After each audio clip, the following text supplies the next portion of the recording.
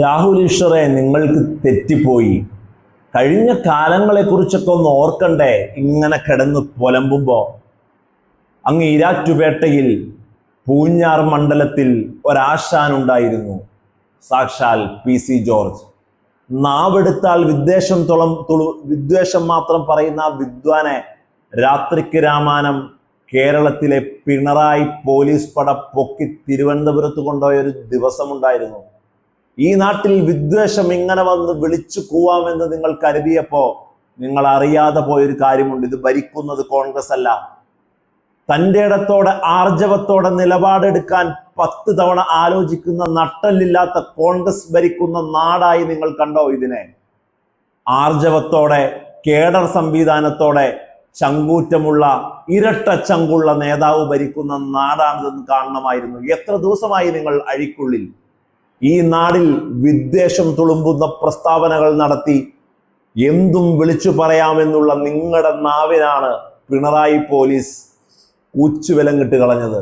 കിടക്കകത്ത് നിങ്ങൾ ഇങ്ങനെ വന്നിരുന്നിട്ട് ആർജവത്തോടെ ഓരോ കാര്യങ്ങൾ പറയുമ്പോൾ അതിനിരയാകുന്നവരുടെ, മാനസികമായി തകർന്നിരിക്കുന്നവരുടെ, അതിജീവിതമാരുടെ, അവരുടെയൊക്കെ മനസ്സ് കാണാതെയുള്ള നിങ്ങളുടെ പ്രവർത്തനത്തിന് വലിയ രീതിയിലുള്ള തിരിച്ചടി നൽകാൻ ഇവിടുത്തെ കമ്മ്യൂണിസ്റ്റ് പ്രസ്ഥാനങ്ങൾ ഭരിക്കുന്ന ഈ നാടിന് സാധിക്കുമെന്ന് നിങ്ങൾ കരുതിയിരുന്നു.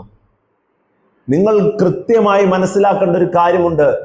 ഇരയോടൊപ്പം, അതിജീവിതമാരോടൊപ്പം ഈ നാടിൽ അവശതയും അസഹിഷ്ണുതയും നേരിടുന്ന ജനവിഭാഗത്തിനൊപ്പം എന്നും നിന്നിട്ടുണ്ട് LDF സർക്കാർ. കൃത്യമായ നിലപാടോടെ തീരുമാനങ്ങളും എടുത്തിട്ടുണ്ട്. ഈ നാട്ടിൽ എണ്ണി കൃത്യമായി പറയാൻ സാധിക്കും. കഴിഞ്ഞ 10 വർഷക്കാലം ഒരഴിമതി എടുത്ത് നേരെ കൈ ചൂണ്ടി പറയാൻ ഒരു മന്ത്രിയുടെ പേരിൽ പോലും കഴിയാത്ത പ്രതിപക്ഷമുണ്ട് ഈ നാട്ടിൽ. പ്രതിപക്ഷം ഭരണപക്ഷത്തിന്റെ ശക്തമായ ആക്രമണങ്ങളെ നേരിടാനാവാതെ നിന്നിട്ടുമുണ്ട്. അവിശ്വാസ പ്രമേയങ്ങൾ ഈ നാടിൽ നിയമസഭയിൽ അവതരിപ്പിക്കുമ്പോൾ കയ്യടിയോടെ ഒരു ഭരണപക്ഷം സ്വീകരിച്ചിരിക്കുന്നത് കണ്ടിട്ടുണ്ടോ കേരളത്തിന്റെ രാഷ്ട്രീയ മണ്ണ്?